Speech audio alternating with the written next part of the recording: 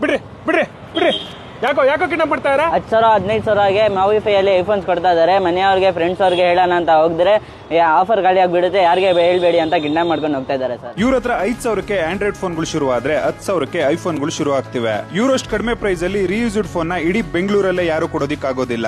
ಇವ್ರ ಹತ್ರ ಸಿಗೋ ಪ್ರತಿ ಫೋನ್ಗೂ 28 ಪಾಯಿಂಟ್ ಕ್ವಾಲಿಟಿ ಚೆಕಿಂಗ್ ಆಗಿರುತ್ತೆ. 7 days ರಿಟರ್ನ್ ಆಪ್ಷನ್ಸ್ ಕೂಡ ಇರುತ್ತೆ. 8+ ಬರೀ 10,000 ಇಂದ ಸ್ಟಾರ್ಟ್ ಆಗ್ತಾ ಇದೆ. ಎಕ್ಸೆಸ್ ಬರೀ 15,000 ಇಂದ ಸ್ಟಾರ್ಟ್ ಆಗಿದೆ. ಅಂಡ್ 11 ಬರೀ 20,000 ಇಂದ ಸ್ಟಾರ್ಟ್ ಆಗ್ತಾ ಇದೆ.